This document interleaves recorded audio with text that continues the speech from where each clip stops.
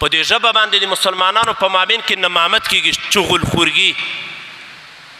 قرآن کریم کې د الله پیغمبر ته الله فرمایي ولا تطع كل هماز مناع للخير. ته هغه کس لره چې ولا تطع كل حلاف مهین هماز، ته اطاعت مه کوه، خبره مه کوه د هر قسم خور او سپک سړي. دا د کافرانو یو مشهور صفت و چې قسمونه به یې ډېر خوړل په دې ژبه باندې، دروغو قسمونه.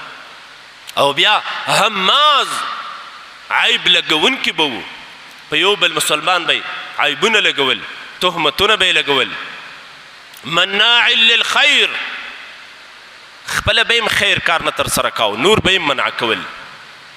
او وروسته الله عز وجل فرمایي مشاء بنمیم، هغه څوک چې د مسلمانانو په مابین کې د خلکو ترمنځ تګ و راتګ لري، د چغلخورګۍ د شیطانت دا خبره هغه ته وړه او هغه خبره دې ته راوړه.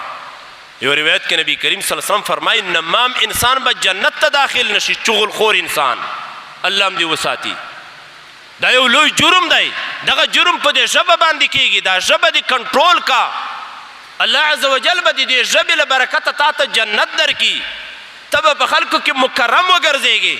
او که چغلخور انسان شیطان انسان، ډېرو ځایونو کې موږ ته داسې خلک هم معلوم دي چې د مسلمانانو په مابین کې د خیر په ځای شر ډېر کړي، بس درته غوالنګوي، د دې خبره هغه ته کوه، هغه خبره ده ته کوه، یوه وړه خبره ورته غټی کې آن په قتلونو په بدیو باندې واړوي.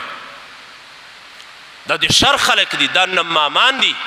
او دغه نمامتونه په دې ژبه باندې کېږي، دا ژبه کنټرولول پکار دي.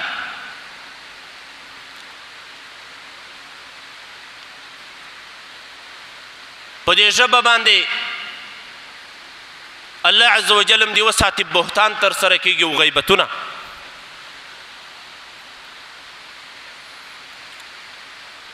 یو مسلمان راپورته کېږي د بل مسلمان عیب بیانوي، که په دې مسلمان کې دا عیب و د الله پیغمبر دا وایي دا غیبت دی، او که پکې نه و بیا خو د بهتان ترسره که، عظیمه ګناه ده، عظیمه.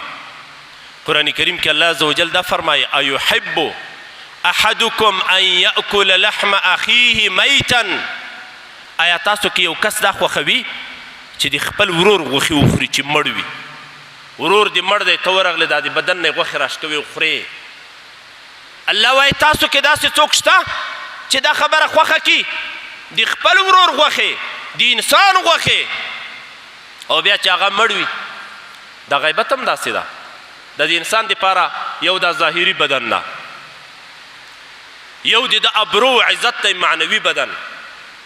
دا ظاهري بدن چې ظاهر دا غوښې را پرې کوې، په توره باندې ووایې، په خنجر یې ووایې، په مرمۍ ولې، دې انسان ته تا تاوان ورساو.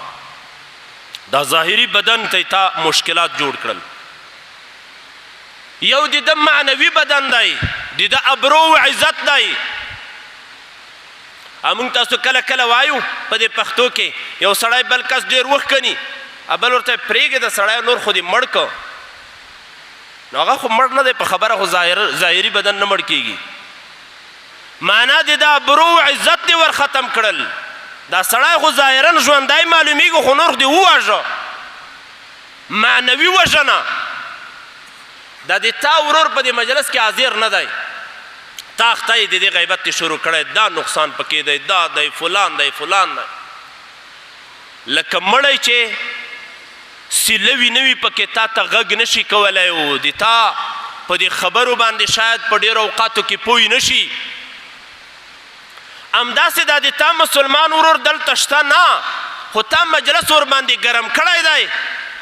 لکه دا مسلمان ورور دی چې مړ وي، لکه هغه نه چې د ظاهري بدن نه غوښې راشکوې، ته چې په دې ژبه باندې چې کومې خبرې ترسره کوې، په دې ژبه باندې د ده د بدن معنوي غوښې راشکوې، ته لګیا یې. او دا سړی خو په معنوي انداز باندې تا مړ که ودې واژه.